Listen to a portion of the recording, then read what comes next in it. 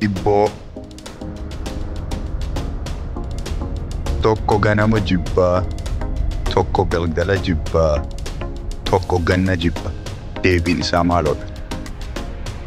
Sekendii 5 qabdu deebisuudhaaf. Nama liqiima irra jiru kan niitiin qoccaltu kan manni dhimmisu. Hibboo lammaffaa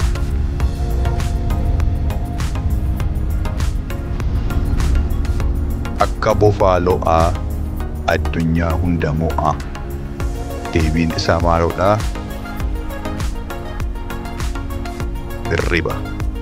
Yoo argattan komentii jalatti barreessaa. Hibboo sadaffaa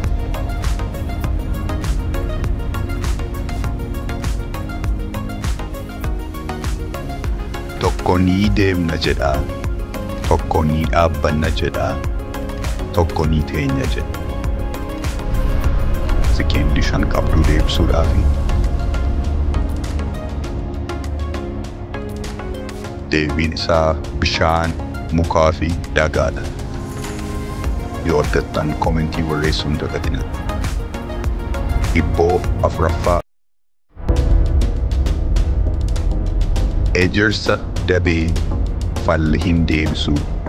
Deebiin isaa maalodha? Sekendii 5 qabdu deebisuudhaaf.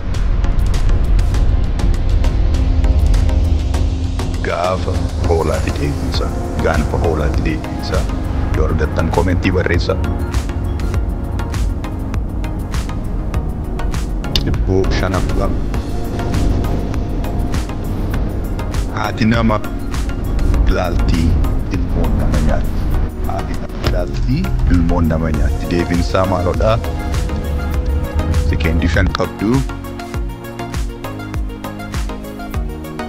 Deebiin isaa rasaasa yookiin qawweedha jechuudha. Rasaasi nama ilaalaa. Hibboo ja'affaa hinuman sidhiqaa maaf daalachoofta. Hinuman sidhiqaa maaliif daalachoofta? Sekendii 5 qabdu deebisuudhaafi. Deebiin isaa qodaa bukooti jechuudha. Paawuzii gootanii deebii keessan deebisuu dandeessu. Hibboo torbaffaa ganama luka 4, guyyaa luka 2, galgala luka 3.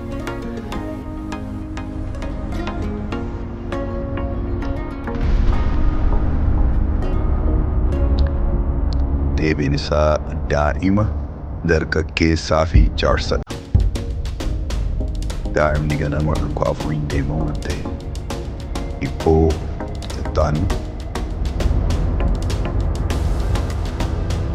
fayyaan du'aa, dhalaa du'aan fayyaadha.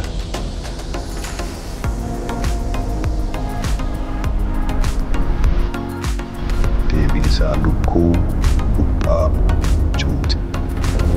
Fayyaan du'aa dhalaa, du'aan fayyaadha jechuudha.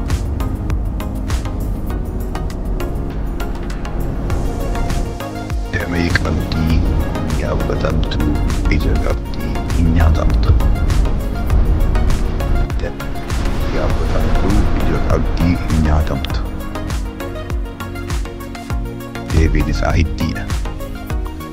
Yoo argattan komentii barreessuu hin dagatina. Hibboo kan ittaanu